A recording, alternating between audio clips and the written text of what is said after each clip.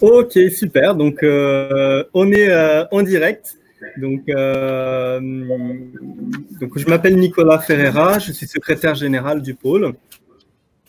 À côté de moi, vous verrez dans la caméra, donc je suis avec Pierre Valentin d'Ecofi et Nicolas Méric de Dream Quark, qui sont dans nos locaux.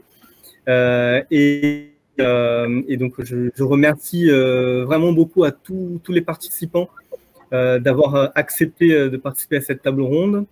C'est un sujet qui est vraiment stratégique pour le pôle et surtout pour l'ensemble de l'écosystème, avec en plus une ouverture qui va, je l'espère, au-delà de la finance durable au sens traditionnel, qui est souvent très asset management. Donc, avec la participation de Jean-Louis aussi, ça nous permet d'élargir un petit peu le périmètre. Clairement, pour le pôle, c'est un sujet sur lequel on souhaite de plus en plus nous positionner pour pouvoir apporter ces innovations, ces thématiques à notre écosystème. On le fait évidemment avec Finance for Tomorrow, qui est, on va dire, le cousin du pôle et qui est surtout le spécialiste de ces thématiques. Et donc, on n'a aucune volonté de refaire en fait ce qui se fait déjà avec Finance for Tomorrow, mais plutôt de travailler en partenariat et en bonne entente pour pouvoir avancer et créer de la nouvelle valeur pour l'écosystème. Donc maintenant, je vais vous laisser sur cette table ronde.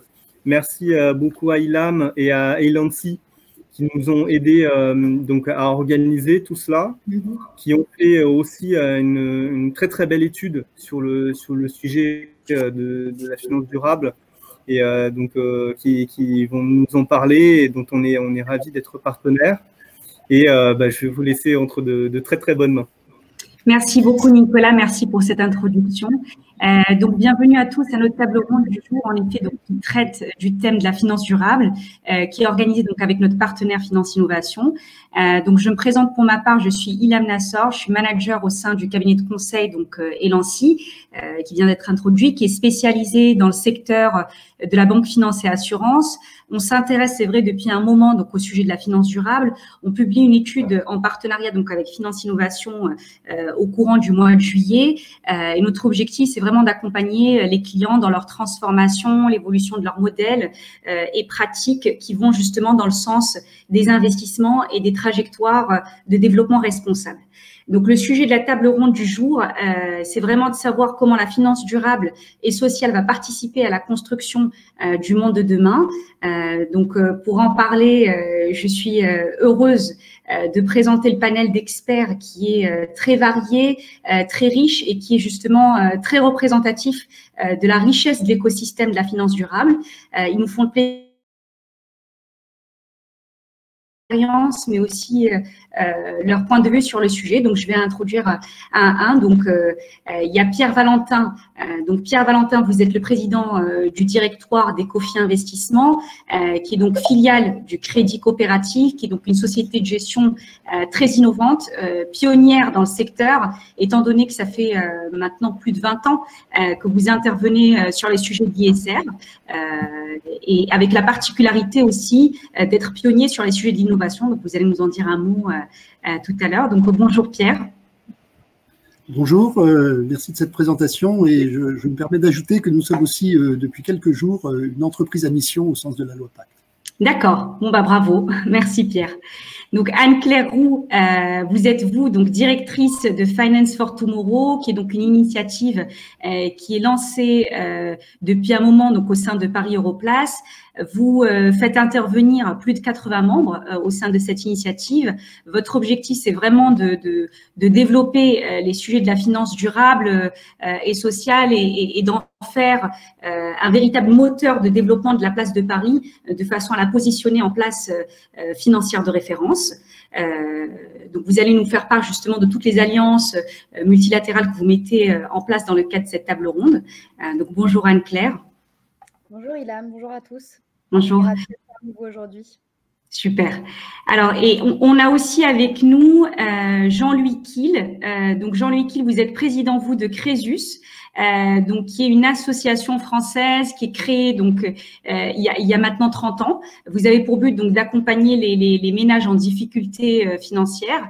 Le but aujourd'hui, donc, c'est vraiment de nous faire partager le point de vue aussi des associations et de toutes les démarches d'innovation sociale que vous mettez en place côté Crésus, justement pour remédier au surendettement en partenariat notamment avec le système bancaire et notamment HSBC, donc qui est avec nous aussi aujourd'hui représenté par Florence Vinal. Donc bonjour Jean-Louis. Bonjour Florence, bonjour à tous. Nous accompagnons également les entrepreneurs en situation de fragilité. On n'accompagne pas uniquement les ménages, mais je pense qu'il y a un engagement très fort. On a une expertise en matière de prévention des difficultés des entreprises. Voilà. Et puis on travaille sur l'innovation sociale. On croit fermement que le monde de l'économie sociale et de l'entrepreneuriat social ne peut pas s'astreindre de réfléchir au digital, au numérique, à la révolution numérique qui est en place et le faire pour le bien commun. Super. Merci beaucoup Jean-Louis pour cette introduction. Donc côté Florence, vous êtes, votre métier c'est Senior Product Manager au sein de HSBC. HSBC c'est aussi donc une des premières institutions financières qui s'est intéressée au sujet de la finance verte et de la finance durable. Vous en faites donc véritablement une priorité. Vous, de votre côté, donc, vous avez développé une gamme de fonds ISR et de fonds solidaires qui est très innovante à destination des particuliers. Vous allez nous faire part justement de la performance de cette gamme en ces temps de crise, mais aussi de la forte appétence finalement des épargnants qui représentent donc clairement le prochain relais de croissance de la finance durable. Donc vous allez nous en dire un mot et développer tout ça plus en détail tout à l'heure. Donc bonjour Florence et bienvenue. Alors, après, on a avec nous donc deux autres intervenants. Donc, on a Nathalie Connet, qui est donc Project Manager, Expert Risque et Sustainable Finance au sein de CGI. Donc, CGI, qui est un cabinet de conseil en intégration de systèmes d'information. Vous accompagnez donc de vos clients sur finalement des projets de transformation digitale, mais aussi des projets de mise en conformité réglementaire. Vous avez une offre finance durable que vous avez développée maintenant depuis 2019. Qui vous permet d'accompagner vos clients dans la mesure des impacts sociaux, des impacts environnementaux et dans l'intégration des données. Donc, idem, vous allez nous en dire un mot tout à l'heure dans le cadre de cette table ronde. Donc, bonjour Nathalie Connet. Oui, bonjour à tous et à toutes. Bonjour. Et enfin, donc, on a avec nous Nicolas Méric. Donc, Nicolas, vous êtes président directeur général de DreamQuark, qui est donc une fintech responsable, spécialisée dans les métiers de l'intelligence artificielle. Vous allez nous faire part de toutes les possibilités finalement qui sont permises par l'intelligence artificielle pour contribuer à la transition écologique et numérique du secteur financier et s'inscrire finalement dans ce monde de demain. Alors, il me semble juste qu'il y a un sujet de micro et micro. Oui, vous m'entendez?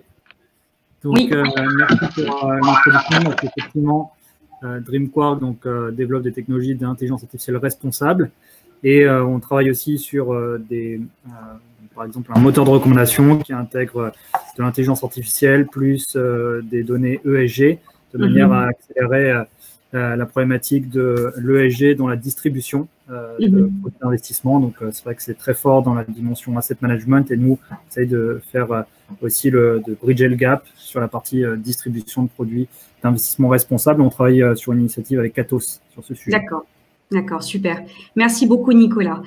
Donc, merci à tous d'être avec nous aujourd'hui. Je propose, avant de rentrer dans le vif du sujet, et d'enchaîner donc sur les questions qui vont rythmer nos échanges. Donc, nos échanges vont durer sur une 50aine de minutes. Donc, je vous propose un petit mot introductif quand même sur le contexte très particulier que nous vivons et qui met en perspective un peu le sujet de cette table ronde. Donc, comme on sait tous, donc la pandémie du Covid-19, elle a finalement mis à rude épreuve nos sociétés et nos modèles modèle, elle nous a plongé dans une crise sans précédent, faut dire. Mais ce qu'on constate finalement, c'est que ce stress test grandeur nature, il a aussi montré de façon très concrète et très corrélée le fait que il est nécessaire de réorienter finalement cette économie financiarisée vers une économie réelle, vers une économie du bien commun et vers une économie de long terme. Et donc, en cela, finalement, cette crise, elle constitue un peu une occasion inédite de reconstruire nos économies sur la base d'un nouveau modèle de prospérité plus vert, plus inclusif, plus résilient et plus durable. Et donc, cette volonté, elle est clairement affirmée par le plan de relance européen qui a été publié fin mai par la Commission européenne et qui donc, à travers ce vaste plan d'investissement massif, inscrit dans la trajectoire et la croissance et le plan de croissance sur la prochaine décennie de l'Europe, le pacte vert. Donc, il y a de nombreux investissements prioritaires, certains qu'on va aussi évoquer aujourd'hui. On ne sera pas exhaustif, mais ce qu'on constate en tout cas, c'est que pour préparer ce fameux jour d'après et donc le monde de demain, et pour tracer la voie d'un développement qui soit durable, il y a plusieurs sujets. Donc, il y a l'économie circulaire, il y a la relocalisation solidaire des activités essentielles, il y a la biodiversité, il y a la justice sociale à travers le mécanisme de transition juste, et j'en passe. Donc, tous ces sujets, vous allez les aborder avec nous. Et donc, ce sont clairement les enjeux aussi de cette table ronde. Donc, ce qu'on constate en tout cas, c'est que la volonté est là. Les priorités sont clairement fixées aujourd'hui. Les soutiens budgétaires côté plan de relance européen sont clairement débloqués. Et ils vont même jusqu'à être soumis à des conditionnalités, à des contreparties en matière justement de climat et d'environnement. Donc, on arrive au temps de la mise en œuvre et les perspectives qui sont permises par la finance durable, qui représente clairement un relais de financement privé supplémentaire, sont plus que jamais indispensables pour traduire toutes ces volontés et ces promesses en actes. Donc, notre première question d'aujourd'hui, qui va donc s'adresser à chacun d'entre vous, elle porte un peu finalement sur les leçons de la crise. L'idée étant finalement d'avoir votre point de vue, votre regard sur les enseignements qu'on peut tirer de cette crise du Covid-19 et sur tous les nouveaux enjeux auxquels la finance durable doit faire face. Donc là, je vais laisser la place aux intervenants. Anne-Claire Roux, je vous passe la parole pour introduire cette première question, s'il vous plaît. Merci Ilham. Oui, vaste sujet. Effectivement, en plus, là, on touche complètement au cœur de nous, de l'action qu'on mène au niveau de Finance for Tomorrow.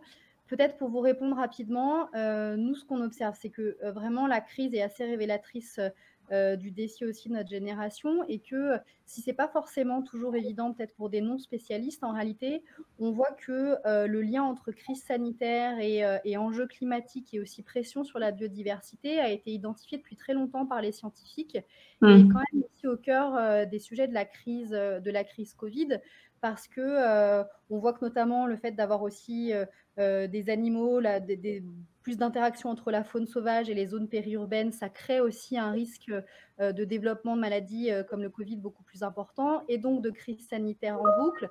Et donc, rajouter ça à la crise climatique, de crise aussi économique et financière aussi, même à répétition. Et donc ça c'est un des premiers points. On voit vraiment que les enjeux de crise qu'on vit, finalement, ça nous est un peu tombé dessus d'un coup et puis surtout de manière mondialisée parce que là, c'est la première fois qu'on a une crise qui frappe le monde entier en même temps de manière aussi violente. Et donc, sur nous, les sujets qu'on peut voir aussi, qui sont déjà des sujets sur lesquels on travaillait, qui vont être au cœur de la table ronde, c'est qu'on voit vraiment aussi la nécessité dans cet enjeu de relance, bien entendu, d'aborder les choses de manière holistique et aussi de voir les choses dans leur globalité. C'est-à-dire que, bien entendu, la finance durable, elle doit prendre en compte les impacts environnementaux et sur la biodiversité aussi, notamment des investissements. Mais on ne peut pas non plus faire cette transition et donc du coup aussi maintenant penser cette relance sans prendre en compte les enjeux sociaux de cette transition écologique. Et donc c'est tout ce qui tourne autour de la transition juste, de la dimension acceptable et du coup de plus de justice sociale aussi, parce que si on veut faire cette transition, et je crois que la relance qu'on a devant nous est vraiment une opportunité cette fois-ci mettre en place cette transition qu'on est nombreux à attendre, que ce soit dans le milieu professionnel, mais aussi du côté des citoyens, eh bien, on voit que cette transition écologique doit aussi se faire en intégrant la dimension sociale de la transition. Merci Anne-Claire. Merci, c'est très intéressant. Nicolas, vous de votre côté, est-ce que vous pouvez nous faire part de votre point de vue sur le sujet, sur ce que la question vous évoque? Moi, dans cette crise, ce que je dirais, c'est que on a, dans un premier temps, vu qu'effectivement, on a manqué un petit peu d'anticipation. Alors, peut-être pas de l'anticipation au tout début de cette année, mais un peu plus tôt dans les années précédentes. Donc, aujourd'hui, on parle beaucoup d'agilité et je pense qu'il faut mettre en avant que pour réussir, il faut à la fois de l'anticipation et de l'agilité. Je pense qu'on a eu quand même pas mal d'agilité dans cette crise. Maintenant, il faut penser à toutes les conséquences de la crise et tout ce qu'on a vu dans les quelques mois, notamment mars, avril, mai. C'est que dans un premier temps, on a vu qu'on a eu une forte dépendance à des chaînes industrielles ou logistiques liées à une économie qui est devenue mondialisée. On est dépendant dans cette crise de puissance étrangère. Et donc, ça pose la question en Europe de notre souveraineté, de notre autonomie. Et ça amène toutes les questions autour de la réindustrialisation qui sont fortes. Le deuxième point qu'on a vu, c'est qu'effectivement, ceux qui ont bien réussi et qui ont pu mitiger, on va dire, les conséquences de la crise, ce sont ceux qui ont très rapidement pu opérer le télétravail. C'est encore un enjeu, ce télétravail, ça n'a pas été facile pour tout le monde. Mais ceux qui ont réussi, ce sont les entreprises qui sont digitalisées. Donc la digitalisation va être un enjeu plus fort dans les années à venir, je dirais déjà dans les mois à venir. Ça l'a été dans les quelques semaines, mais ça a accéléré le besoin de digitalisation. On a vu que aussi dans cette crise, on est dépendant en fait de logiciels qui sont non européens.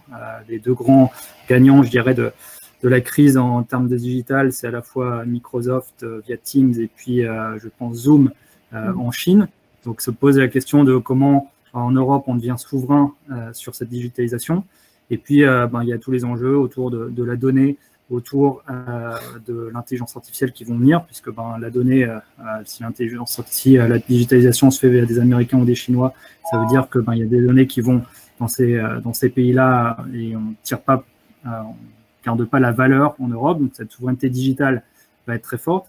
Et après, il y a les deux enjeux qui sont actuels et futurs, qui sont autour de maintenant accélérer notre transition écologique, faire en sorte qu'on puisse tirer les leçons de cette crise, donc aller plus loin, aller plus vite et ne plus être dans une approche de remettre à demain ce qu'on doit faire aujourd'hui et qu'on aurait déjà dû faire hier. Et ensuite, le dernier élément, c'est maintenant les conséquences sociales de la crise qui vont être fortes avec des entreprises qui vont faire faillite, des entreprises qui vont devoir licencier. Et donc, ça va amener des tensions, beaucoup d'inégalités, deux types d'inégalités. Les inégalités de ceux qui vont perdre leur emploi par rapport à ceux qui vont le garder avec un risque de pauvreté un petit peu plus fort. Et puis aussi les inégalités territoriales. Je pense que tous les grandes villes et les régions plus rurales n'ont pas été traitées de la même façon. Et ces inégalités vont devoir être adressées si on ne veut pas qu'il y ait des tensions sociales qui commencent à émerger, qui deviennent plus fortes et qui mettent en risque aussi politiquement nos économies. Okay. Merci beaucoup, Nicolas. Merci. Pierre Valentin, Florence, côté du secteur financier, donc une vision d'asset manager et une vision de banque. Qu'est-ce que vous évoque cette question? Peut-être Pierre pour commencer, puis Florence, Bilal. Oui, je crois que la finance durable sort véritablement transformée de la crise, renforcée d'abord parce que les fonds de finance durable, pour beaucoup d'entre eux, pour même la plupart d'entre eux, ont plutôt bien résisté par rapport aux indices. Ils étaient positionnés sur les bons secteurs, sur ceux qui avaient le plus de visibilité et de stabilité. Mais ce qui me frappe, c'est pas simplement le renforcement, c'est la profonde transformation. C'est-à-dire que jusqu'à présent, dans les trois critères environnemental, social et de gouvernance, il y avait eu une mobilisation extrêmement forte des financiers, des investisseurs autour des questions environnementales. Et c'est vrai aussi des entreprises non financières qui toutes participaient à un certain nombre de coalitions, d'engagements communs pour limiter le réchauffement climatique. Et on n'avait pas, sur les questions sociales, je dirais, autant de précision dans les engagements pris, autant de vision à moyen terme sur ce qu'on attend sur le plan social de l'entreprise. Or, durant la crise, on a bien vu beaucoup d'initiatives. Telle entreprise s'est mise à fabriquer des gels hydroalcooliques alors que c'était pas son métier, d'autres des masques, etc. Enfin, vous avez tous vu ce qui s'est fait. Et ce qui s'est fait était très bien. Ça a, je crois, donné beaucoup plus de concret à la responsabilité sociale de l'entreprise. Donc, il faut que ça continue, mais je crois qu'il faut aussi que ça se structure. Pour moi, c'est l'enjeu de la finance durable de demain. C'est donner autant de rigueur dans les objectifs en matière sociale qu'on en a donné dans les objectifs en matière environnementale. Super, merci beaucoup Pierre. Laurence, à vous.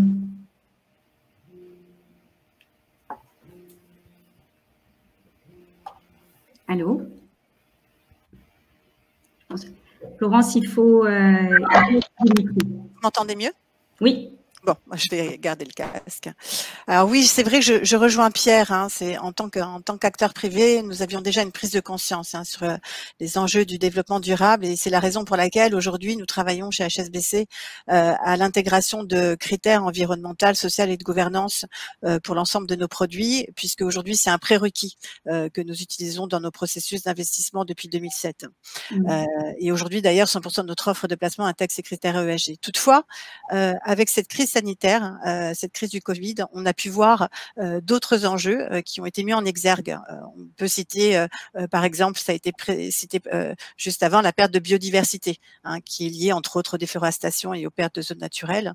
Et cette perte facilite les échanges, et donc ces échanges entre espèces, et on l'a vu, ça révèle des crises et une accélération croissante de pandémie ces dernières années. Donc c'est vrai que ces enjeux que nous n'avions pas forcément identifiés, qui n'étaient pas forcément mis en exergue précédemment, on les intègre aujourd'hui dans le secteur bancaire, et on travaille déjà avec nos équipes de gestion pour pouvoir aider et répondre en fait à ces enjeux. Alors c'est vrai que la crise sanitaire que nous vivons aujourd'hui a également mis en évidence des inégalités sociales, hein, on l'a dit, on les connaît. Par voie de conséquence, elle a renforcé la nécessité de placer l'homme et le devenir de notre environnement au-dessus d'une logique de développement de l'économie conduite par une logique financière. Je pense que ça a pris du temps, mais je pense également qu'il y a une prise de conscience collective quant au sujet relatif à la finance durable. Donc même si certains acteurs étaient un peu plus avancés que d'autres, je pense qu'il y a une approche plus collective désormais sur ces points-là, et que nous entrons vraiment rapidement dans une nouvelle ère. On l'a dit tout à l'heure, c'est vrai que par exemple nous avons aujourd'hui une gamme qui investit socialement responsable, qui a été lancée l'an dernier et qui a vraiment marqué une forte résilience pendant cette crise du Covid, que ce soit sur le marché du particulier ou de la petite entreprise d'ailleurs. Donc voilà, on sait que les banques constituent un fort relais de croissance. Nous avons un rôle clé à jouer dans cet accompagnement. On a beaucoup fait, mais je pense qu'il y a beaucoup à faire encore sur ces sujets de développement durable dans les prochains mois et les années à venir. Allô. Ilham, vous m'entendez?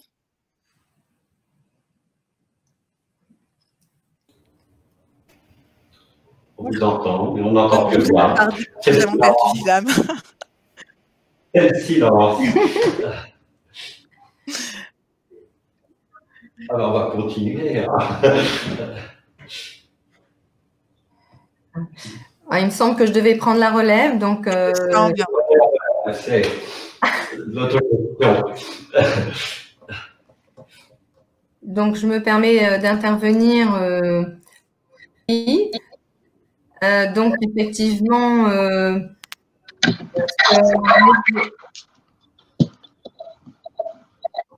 ce qui a révélé… les problèmes de micro. Donc, je dirais ce qui a révélé cette crise qui n'était absolument pas prévue. Personne n'avait prévu cette crise sanitaire. C'est l'importance d'avoir une vision prospective des enjeux de notre société sur 10 ans pour effectivement chaque entreprise. Et la pandémie implique des vagues successives, donc une grande insécurité. Donc, il est effectivement aussi nécessaire d'intégrer l'ensemble de ces priorités post-crise sanitaire dans la finance durable et être en capacité de mesurer les impacts. Voilà ce que je dirais. Très bien. Je crois que je vais conclure. Là, on me laisse 2 minutes. On prend le relais. Jean-Louis Kiel, donc de Crésus. Nous nous battons pour l'inclusion et l'égalité des chances, et en particulier l'inclusion financière, où notre pays était très en retard. Et nous avons rappelé les ménages et les entrepreneurs accompagnés il y a 3 ans, 4 ans, pour voir l'état des lieux au moment du début du confinement. Et je veux dire, tant l'État a été, je veux dire, pusillanime et désorganisé dans la gestion sanitaire de la crise, où l'on aurait pu agir beaucoup plus tôt. Autant sur le plan économique, c'est vrai que les mesures très énergiques ont été prises, et on a l'inventaire aujourd'hui, le bilan on a rappelé près de 60 000 ménages, on est 600 bénévoles, avoir appelé quotidiennement les entrepreneurs accompagnés et les ménages qui ont bien résisté au plan budgétaire, contrairement à aujourd'hui émerge une inquiétude. Je pense qu'il faut retrouver la confiance, et ça va être très difficile parce que la crise ne fait commencer le volet économique, les dépôts de bilan, la peur du chômage pour certains, qui a d'ailleurs poussé un accroissement de l'épargne qu'il faudrait flécher vers des choses positives. Je crois à une idée qui était celle qui émergeait il y a quelque temps, de croissance inclusive, c'est-à-dire ne pas renoncer à une croissance qu'il faut maîtriser, qu'il faut réorienter. Je pense qu'il va y avoir beaucoup de changements auprès de nos concitoyens qui ont dépensé plus pour l'alimentation, peut-être acheter des produits locaux, donc c'est très positif. Peut-être qu'on a renoncé à dépenser en matière de gadgeterie. En revanche, il va y avoir une transformation. Elle s'est déjà faite en matière de finances qui était fléchée vers le développement durable. Je vous appelle d'une ville qui est passée au vert, hein, Strasbourg. Notre maire est aujourd'hui une maire qui veut engager des investissements sur ce plan-là. Et je trouve l'économie sociale et solidaire ne doit pas être oubliée. Nous sommes une forme de faiseurs de paix. Crésus est assez original. C'est une association qui s'est tournée il y a 10 ans avec la crise de 2008 vers les banques, vers les établissements financiers pour leur proposer d'accompagner les entrepreneurs très tôt. Ça a pris beaucoup de temps à se développer. Aujourd'hui, on sent même une explosion au niveau de notre plateforme. J'en parlerai tout à l'heure. Donc, il y a beaucoup d'espoir. Je crois que la crise va nous transformer et transformer le consommateur en citoyen. Je pense que il faut qu'on sauvegarde les entreprises. Hein. On a un risque de défaillance qui va s'accroître. Et puis, il y avait une très belle image. Hier, j'avais la directrice générale de la Fédération bancaire française.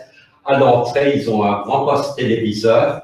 Et pendant les 3 mois, il y avait le logo Crésus par erreur. On avait donné une conférence il y a quelques temps où l'on prenait une finance inclusive. Donc, ça préfigure de ce qui se fera, mais il faut qu'on retrouve la confiance. Et la finance joue un grand rôle en se réorientant, en se focalisant sur des choses utiles. Voilà, les 2 minutes sont passées et on a à nouveau, je crois, la manager de cette conférence. Merci beaucoup Jean-Louis. Je suis désolée, j'ai eu un petit souci de connexion, donc re. Merci. Alors du coup, donc, on va rentrer maintenant dans le vif du sujet. Hein. Donc, on a explicité un peu les enjeux auxquels se confronte le secteur avec la vision de chacun des intervenants. On va rentrer un peu plus spécifiquement dans le rôle de la finance durable, étant donné que, comme on l'a dit, tous les enjeux sont certes subventionnés par le plan de financement européen, mais les financements privés supplémentaires sont plus que jamais nécessaires pour financer justement la transition dans le domaine qu'on a cité, la recherche, la résilience, la transition juste et haute. Donc, notre deuxième question, c'est vraiment de savoir comment la finance durable permet de mobiliser justement ces capitaux et notamment, on pense à ceux des épargnants, donc comme on l'a introduit, qui sont vraiment le prochain relais de croissance. Donc là-dessus, la question, c'est de savoir vraiment quels sont les leviers qui sont activés pour attirer justement les capitaux des épargnants. Et côté, cette fois-ci, asset manager et investisseurs institutionnels, il y a également un rôle à jouer pour aiguiller les entreprises qui sont accompagnées au travers des investissements dans l'exercice justement de leur responsabilité sociale et environnementale. Donc pour introduire cette question, je propose qu'on démarre peut-être avec Florence. Donc Florence, vous nous avez fait part du lancement de cette gamme et de sa résilience. Donc on comprend vraiment que c'est finalement le prochain relais de croissance. Est-ce que vous pouvez nous faire part de votre retour d'expérience sur cette gamme, sur son aspect innovant et sur sa résilience?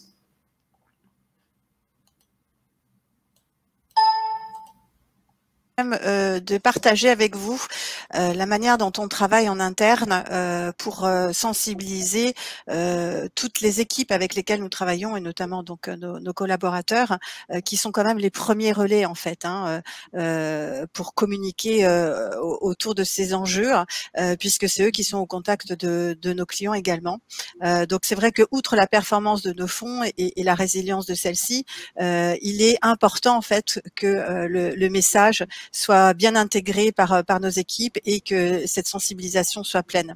Donc c'est vrai que pour ce faire, on travaille énormément à des actions pédagogiques auprès de notre réseau de conseillers, donc par le biais de formation ou de communication régulière, à fréquence à minima qui sont tous les trimestres. Et donc ce sont en fait des communications qui sont vraiment dédiées à la finance durable et socialement responsable pour qu'il y ait une bonne compréhension en fait de ces sujets et des enjeux qui y sont liés. Nous avons d'ailleurs un intranet qui est dédié uniquement au développement durable et qui permet donc d'animer et de sensibiliser ces collaborateurs HSBC qui sont, comme je vous le disais, donc les premiers relais d'information auprès de nos clients. Et puis par ailleurs, c'est vrai que sur ce volet éducatif, nous avons également développé avec nos équipes de l'asset management et en association d'ailleurs avec LCI, un programme de podcast pédagogique sur les thématiques du développement et de la finance durable qui s'intitule Les voies de l'économie. Donc ce sont des podcasts qui permettent de décrypter les profondes mutations de l'économie face aux problématiques environnementales et sociétales et qui permettent de mettre en lumière la contribution que chacun peut apporter à un monde plus responsable. Ok, merci. Allez-y, Florence, allez-y. Oui, alors juste une précision également en fait sur la gamme que nous avons donc pu développer outre ces aspects pédagogiques. Nous avons développé en fait une gamme qui est extrêmement diversifiée dans son approche, parce que c'est vrai que nous avons aujourd'hui des clients qui sont extrêmement sensibilisés, plus qu'on ne le croit, et donc on dédie nos offres de manière très spécifique à des sujets. Donc ça peut être le green transition, le lower carbone, et comme vous le disiez précédemment, Ilham, donc l'année dernière, nous avons lancé une gamme de placements qui répond à l'ensemble des profils de risque de nos clients qui sont investissements socialement responsables. Et donc, on l'a vu pendant la crise du Covid. Donc, c'est vrai que c'est une gamme qui marche bien de par sa résilience et de par l'intérêt marqué en fait de nos clients, puisque elle recense l'essentiel aujourd'hui de nos flux. Donc, ce qui montre bien l'appétence de nos clients et la sensibilisation à ces sujets. Et d'ailleurs, lorsque le conseiller rencontre le client, il lui pose clairement la question. Est-ce que vous souhaitez être orienté vers une finance plutôt classique ou plutôt vers une finance responsable? Et encore une fois, c'est vrai que la majorité d'entre eux vont vers ces offres-là. Donc, juste pour illustrer ce que je dis, aujourd'hui, au niveau des investissements, nous avons donc, comme je disais tout à l'heure, donc 100% de notre offre qui est ESG, mais sur ces investissements donc socialement responsables, sur l'exercice entre la fin d'année 2018 et la fin 2019, on a une progression de 186% en fait de ces flux, ce qui montre bien l'appétence de nos clients et leur conviction à soutenir ces gammes-là. Super, merci Florence. Les chiffres sont vraiment très parlants et on est ravis de savoir que cette offre elle a un bel avenir devant elle. Anne-Claire Roux, donc côté Finance for Tomorrow, on sait que vous participez également à de nombreuses initiatives pour démocratiser finalement cette offre auprès des épargnants, notamment au travers des travaux Climact et Ecolabel. Est-ce que vous voulez nous en dire un mot? Oui, merci Ilham. effectivement, je pense que un des enjeux, on le voit bien au-delà, bien entendu, de tout ce qui concerne les acteurs financiers, les investisseurs institutionnels, les sociétés de gestion, c'est vraiment la nécessité de mobiliser l'épargne. Parce que nous, ce qu'on observe depuis longtemps, mais c'est de manière générale, y compris le Forum pour l'investissement responsable qui publie chaque année durant la semaine de l'ISR un sondage sur les Français et l'investissement responsable. Qu'est-ce qu'on observe à chaque fois? C'est que on voit un peu une faille de marché. C'est-à-dire que quand on demande aux épargnants, est-ce que votre conseiller proposer un produit d'investissement responsable? Vous m'entendez bien? J'ai l'impression qu'il y a un écho. Oui, ça va. On a déjà proposé un produit d'investissement responsable. En général, entre 80 et 90% des répondants disent que non. Et à l'inverse, quand on leur demande si on vous proposez un produit d'épargne qui réponde à des impacts et des enjeux positifs pour la planète, pour la société, pour l'emploi dans votre région, est-ce que vous seriez d'accord pour flécher votre épargne sur ces produits responsables? La réponse est de la même manière 80-90% oui. Donc on voit que là, il y a vraiment comme une espèce de faille où on a besoin de faire se rencontrer l'offre et la demande, parce qu'en plus, l'offre est là. Et donc effectivement, il y a plusieurs choses qui se développent. Déjà, nous, en France, on a la chance d'être quand même très pionniers, puisqu'il y a des labels de longue date. Sur la partie solidaire, il y a le label Finansol, bien entendu, et qui a mobilisé beaucoup d'épargne salariale aussi depuis de nombreuses années. Il y a le label ISR et le label Green FinTech qui permet de flécher vraiment sur des projets à fort impact environnemental. Et donc, ce que l'on voit aussi, c'est qu'il y a une nécessité maintenant, et donc là, j'en viens aussi peut-être à ce fameux projet Finance Climate, de développer ça aussi mieux au niveau européen.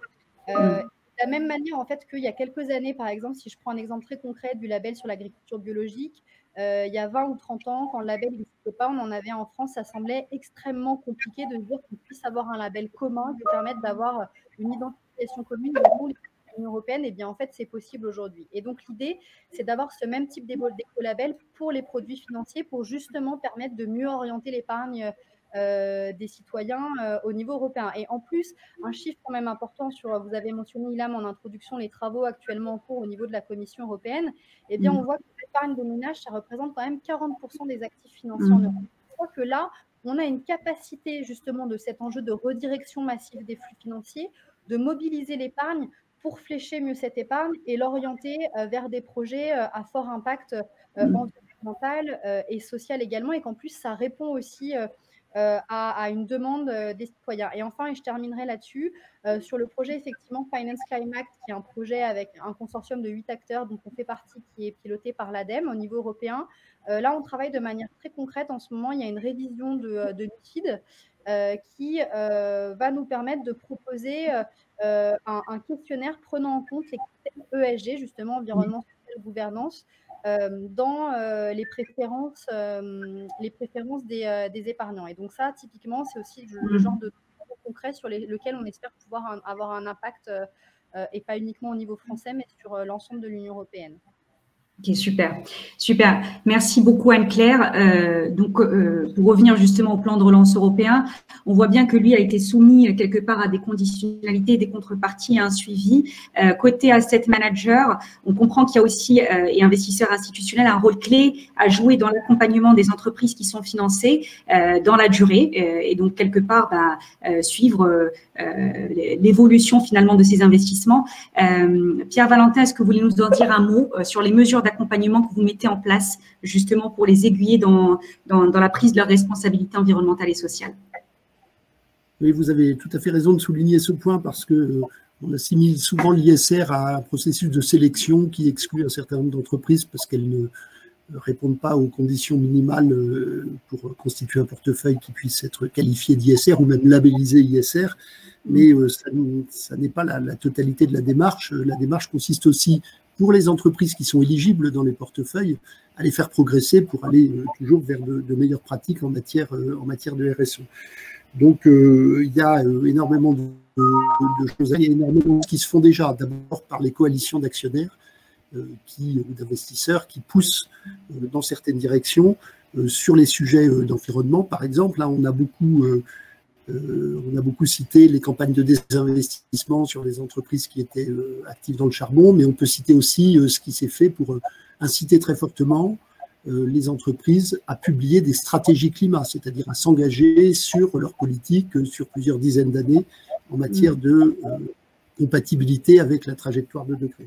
Mais nous, ce qui nous intéresse aussi, c'est d'aller un peu plus loin dans le domaine dont je parlais tout à l'heure, c'est-à-dire les grandes questions de réponse aux besoins collectifs, les grandes questions sociales, et on est très attaché à la question de la responsabilité fiscale. Et je voudrais citer un fait qui m'a beaucoup marqué, c'est que vous avez sans doute noté que les 4 principales entreprises de luxe françaises n'ont pas recouru au chômage partiel pendant la crise. Donc, elles ont pris leur part, en quelque sorte, des besoins collectifs en ne pesant pas sur les finances de l'État, alors qu'évidemment, tous leurs lieux de vente étaient fermés, bon, en tout cas la plupart. Et donc, elles auraient pu justifier le recours au chômage partiel. Alors, je me suis amusé à regarder quelle était la note que la plupart des agences extra-financières donnaient à ces entreprises en matière de responsabilité fiscale. Sans entrer dans les détails, c'est globalement pas une bonne note. Donc, ça veut dire qu'on a des entreprises qui, d'un côté, cherchent à payer le moins d'impôts possible, donc à contribuer le moins possible aux besoins collectifs, et puis, face à une crise, il y a une espèce de révélation, et là, elles décident de ne pas peser sur les finances publiques.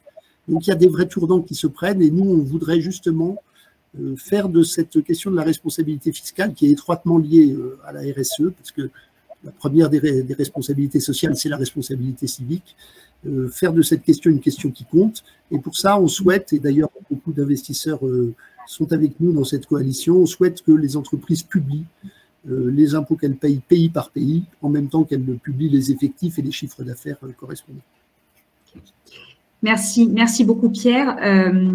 Donc, on voit bien finalement avec tout ce que vous dites là que les enjeux sont divers, que les offres sont variées et qu'au final, la finance durable va devoir mettre en place des démarches plus structurées pour faire face à tous les enjeux de fiabilité et de lisibilité des gammes. Et donc, c'est là que l'innovation peut finalement venir aussi au service de cette multitude de données qui vont être générées et en conséquence de la transition. Donc là, notre troisième question de cette table ronde, c'est finalement de savoir comment est-ce que l'innovation concrètement vient au service de tout ça. Il va falloir par contre qu'on y aille un petit peu vite. Donc Nicolas, côté DreamQuark, vous êtes un spécialiste de l'intelligence artificielle. Est-ce que vous pouvez nous faire part du point de vue de DreamQuark sur la question? Nous, ce qu'on voit sur le sujet de l'intelligence artificielle, c'est que le sujet donc de la digitalisation va s'accélérer dans cette période. Donc, qui dit digitalisation dit de plus en plus de données.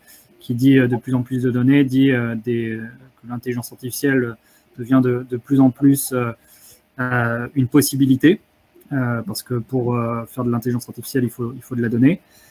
Nous, ce qu'on voit sur ces sujets d'intelligence artificielle, c'est que ça peut devenir un moteur de transition. On voit qu'il y a des applications autour de la transition écologique à différents niveaux autour de l'intelligence artificielle. Nous, on a choisi chez DreamQuark de se focaliser sur un niveau, puisqu'on est un acteur dans le secteur donc de la finance, donc assurance et banque. Et nous, ce qu'on voit, c'est qu'on travaillait déjà depuis quelque temps avec des wealth managers. Il y avait une demande forte de pouvoir utiliser l'intelligence artificielle dans la distribution. L'enjeu pour les wealth managers était de répondre à une demande de leurs clients qui est d'avoir de plus en plus la possibilité d'avoir des propositions personnalisées. Et l'intelligence artificielle, bon, on l'a vu on le voit avec Netflix, est un moyen de faire des recommandations très personnalisées, très pertinentes pour les clients, et donc d'avoir des offres qui vont de plus en plus dans la direction de l'advisory, on va dire digital. Il y avait déjà les robots advisors, mais avec les nouvelles évolutions en termes d'algorithmes d'intelligence artificielle, on peut aller beaucoup plus loin. Et donc, DreamQuark a choisi de se positionner sur ce segment. Donc, on en a développé, au travers de notre plateforme, un moteur de recommandation qui va pouvoir se plugger aux différents produits d'investissement que fournit une banque. Et puis, on a fait 2 cas d'usage. Un premier cas d'usage qui est en utilisant des données ESG, identifier les clients qui sont appétents à des produits ESG sans forcément avoir manifesté dans un questionnaire leur appétence à un produit ESG, simplement en analysant leur comportement. Et la deuxième approche, c'est de se dire, on se connecte donc à différents pools de produits, donc on a différentes gammes de produits d'investissement, on a des informations ESG sur chacun de ces produits d'investissement, et sur la base de ça, on est capable de pousser à chaque client les produits les plus pertinents pour ce client. Alors, on a fait avec Atos une initiative plus spécifique sur donc la dimension écologique, où on va pouvoir donc non seulement pousser les bons produits, mais aussi indiquer au client, lorsqu'il sélectionne ses produits, comment son risque carbone est impacté, et il va pouvoir de ce fait, en définissant son allocation d'actifs, voir quel est l'impact à la fin sur son risque, son carbone risk score global, sur d'autres indicateurs, carbon intensity, par exemple, donc des indicateurs qui commencent à être de plus en plus finement mesurés. On voit que cette offre qu'on a développée avec Atos, on la pousse à différents acteurs de l'asset management, du wealth management, et elle reçoit un très fort écho qui nous amène à pousser de plus en plus dans cette direction. Et donc, on voit que c'est une demande forte à la fois des clients privés que des banques. Un autre cas d'usage où je peux mentionner aussi l'utilisation de l'intelligence artificielle, c'est que l'intelligence artificielle peut être un moteur d'efficacité énergétique, où on voit par exemple, alors c'était Google qui l'avait fait à l'époque, où en utilisant des technologies d'intelligence artificielle, ils arrivaient à réduire de 40% donc la consommation énergétique de leur data center. Et donc, c'est un moyen, l'intelligence artificielle, d'optimisation. Et donc, il va y avoir de plus en plus d'utilisation dans cette direction. Nous, chez DreamQuark, on va dans la direction de développer des technologies dites frugales, où en fait, on va donner la possibilité à nos clients de choisir entre performance de l'algorithme, temps d'entraînement de l'algorithme, rapidité d'exécution, ou aussi, on va dire, efficacité écologique de l'algorithme. Et donc ça, il va y avoir de plus en plus de cas d'usage sur ces sujets. D'accord. Merci beaucoup Nicolas. Pierre, pour compléter justement ces aspects liés à l'intelligence artificielle, côté Ecofin, vous avez recours aussi pour 3 de vos fonds et au titre d'une expérimentation à l'intelligence artificielle dans vos process de gestion. Est-ce qu'en 2 minutes, vous pouvez nous faire part de cette expérimentation qui est menée actuellement? Oui, alors il s'agit du fonds qui s'appelle Ecofin IA Responsable, qui est un fonds ISR, mais qui en plus utilise de l'intelligence artificielle avec l'aide d'un partenaire qui est la société Advestis, qui d'ailleurs a été primée par Finance Innovation. L'intelligence artificielle est utilisée pour sélectionner, en fonction en particulier des critères ESG, les sociétés qui sont les plus prometteuses en termes de performance financière. Évidemment, ceci se fait sur la base d'un apprentissage, et l'apprentissage identifie les configurations en termes ESG qui font que tel ou tel titre est prometteur. Alors c'est extrêmement intéressant parce que ça gomme un peu les effets de moyenne. Aujourd'hui, dans l'analyse ESG, on a tendance à faire une moyenne entre une centaine de critères. Là, on peut dire non, en ce moment, c'est tel critère qui compte, critère environnemental, critère social, et en allant assez dans le détail, puisqu'il y a beaucoup de sous-critères derrière ces familles de critères. Alors c'est quelque chose dans lequel on croit pas mal. On a observé que, par exemple, une société comme Wirecard, qui était éligible à notre portefeuille ISR, en tout cas tel que défini pour ce fonds, n'a pas été sélectionnée par le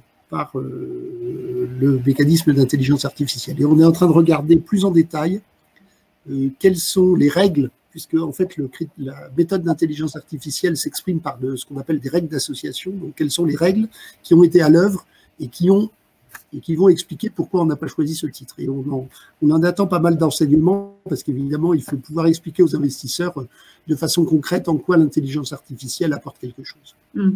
Okay.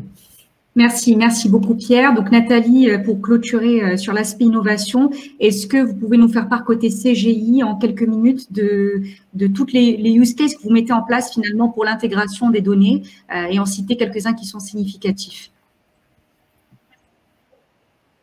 Oui, donc je dirais pour CGI, en fait, l'innovation, ce n'est pas une fin en soi, c'est un moyen au service, entre autres, les enjeux de la RSE. Donc, quand on accompagne un client, mettons dans le domaine bancaire, pour la mise en place d'un reporting extra-financier, en fait, donc l'innovation est à chaque étape.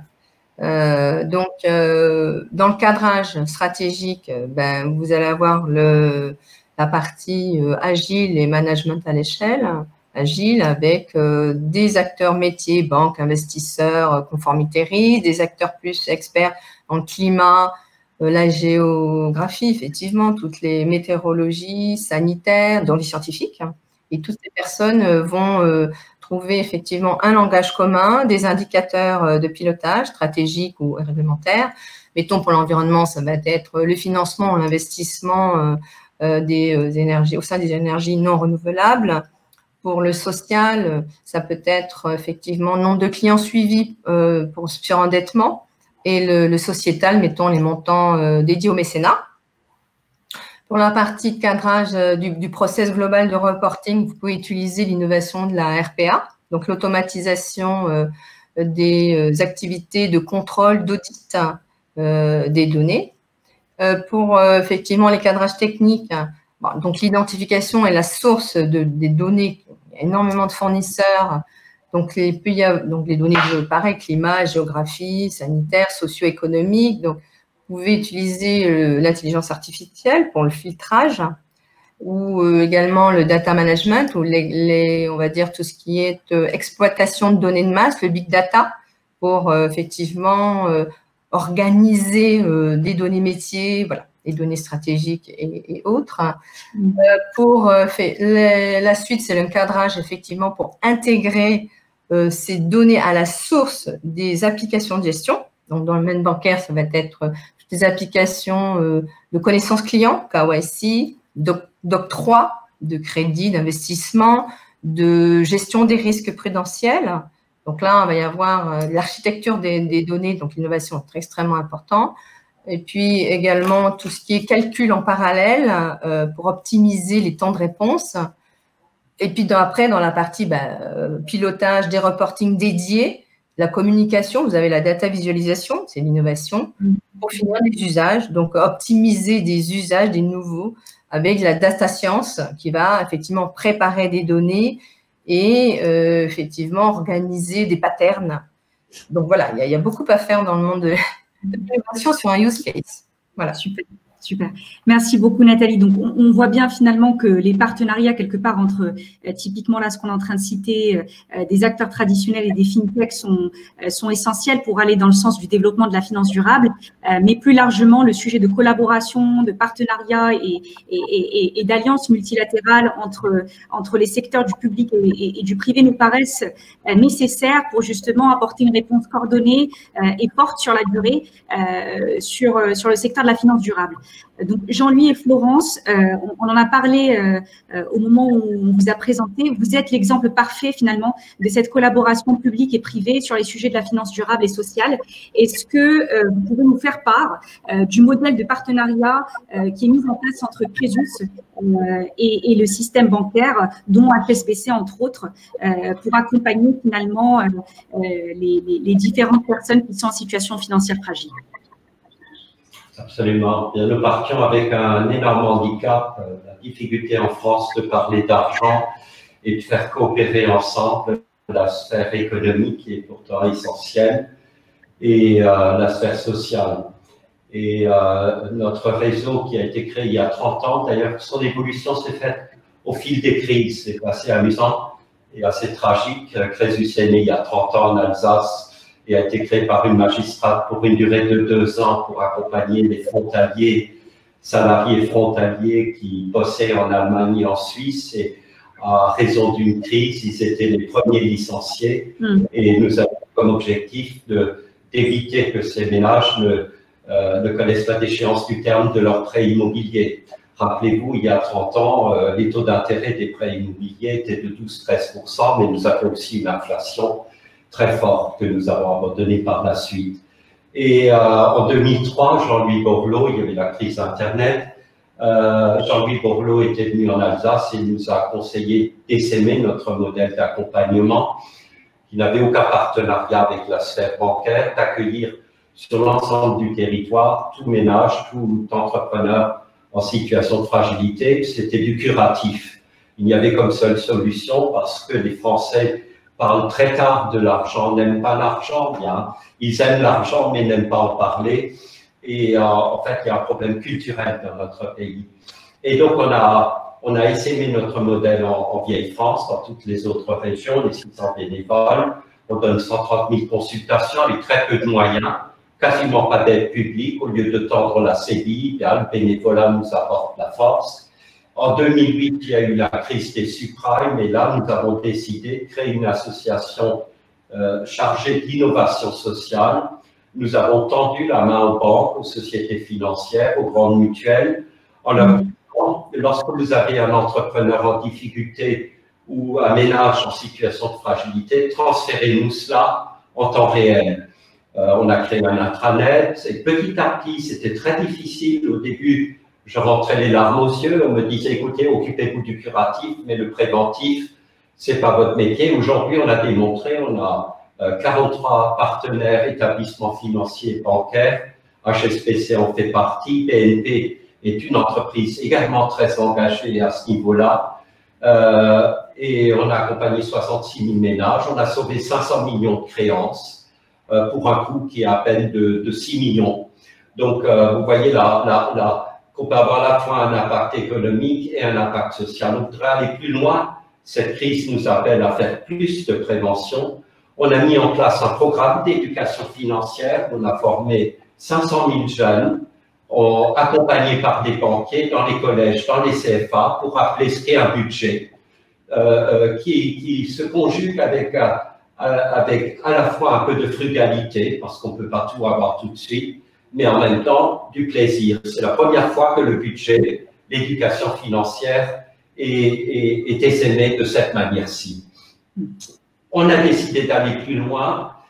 Vous le savez, notre pays est le dernier pays au monde civilisé à ne pas avoir un registre des crédits, c'est-à-dire lorsqu'un consommateur sollicite un prêt, on fait une première vérification très rapide, c'est souvent déclaratif, et puis 15 jours après, il peut courir ailleurs, reprendre un prêt et mettre en danger l'ensemble de l'écosystème. On a décidé de travailler sur un outil qui s'appelle BGV, Budget Grande Vitesse. On a construit un laboratoire. J'ai fait une levée de fonds auprès de France Active. On a reçu des dons. On va encore faire des levées de dons, des levées de fonds auprès des family office, auprès des structures capables ou susceptibles d'investir sur le progrès à la fois numérique, mais numérique orienté vers le bien.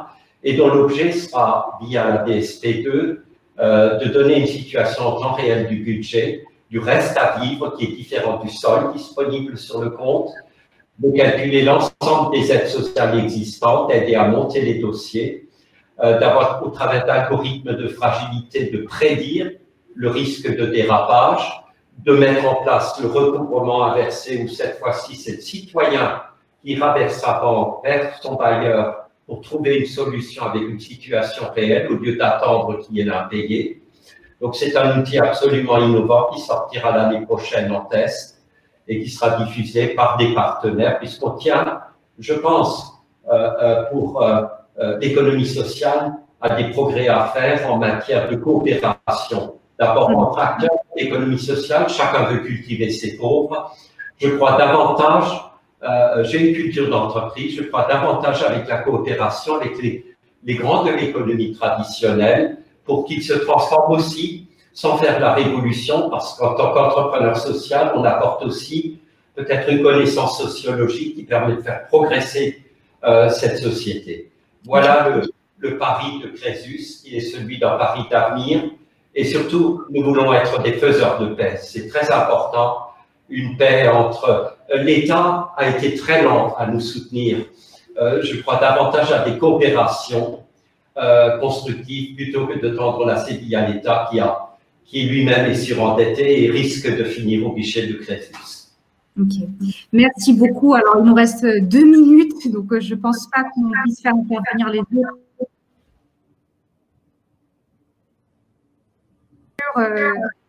Cette table ronde sur cette belle note. J'ai un ouvrage à vous recommander, pour le voile envers. Le voile envers. Pourtant difficile.